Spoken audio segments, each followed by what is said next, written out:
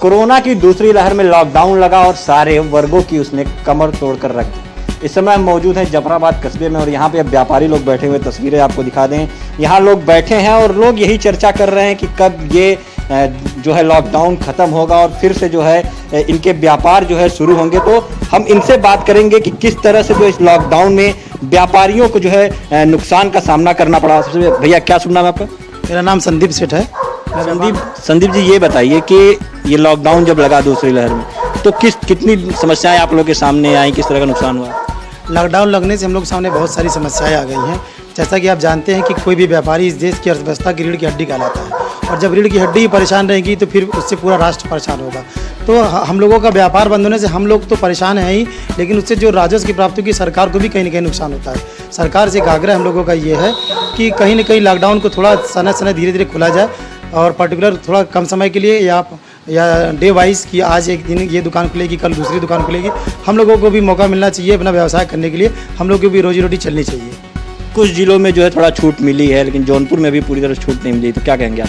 नहीं, इस बारे में सरकार बहुत अच्छा निर्णय ले सकती है क्योंकि केस कम होने पर ही सरकार उसको जो है लॉकडाउन को खोलने का प्रयास करी, जो हम लोगों के लिए हित में। लेकिन व्यवसाय को भी ध्यान में रखना, व्यापार को भी ध्यान में रखना बहुत ज़रूरी है। हम व्यापारियों की जो है अर्थव्यवस्था या हमारी जो है कमाई, हमारा जरिया, हमारा रोजी रोटी हमारे व्यापार से है, हमारी पहचान हमारे व्यापार से है। जब व्यापारी नहीं रहेगा तो हम व्यापारी किस तरह कैसे कहलाएंगे? तो इसलिए व्यापार को भी खोलना ज़रूरी है, लेकिन हमको जो है कोरोना को भी देखना है कि कोरोना के गाइडलाइन का पालन होता रहे, हमारा व्यापार भी चले। जी हाँ, बिल्कुल, कोरोना गाइडलाइन का पालन और व्यापार भी चले। कुछ और लोग हम इनसे बात करेंगे। भैया क्या सुनना है आपका? रौनक बरनवाल। रौनक जी, ये बताइए, आप भी व्यापारी हैं तो किस तरह से आप लोग को इस कोरोना की लॉकडाउन में आप लोग को जो है नुकसान हुआ, कितना घाटा सहना पड़ा? फिलहाल नुकसान तो बहुत ज़्यादा हुआ, इसमें कोई दो राय नहीं है। साथ में अपने हित के लिए फैमिली को भी बचाना है और सबसे बड़ी चीज़ तो शॉप पे भीड़ भाड़ नहीं लगाना है। सरकार से हमारा यही विनती है कि कुछ जगह ढील, जैसे यहाँ पे जिले में 600 से ज़्यादा केस इस समय आ रहे हैं और उसके उपरांत जौनपुर कुछ 20 जिला ऐसे जो बंद किए गए हैं।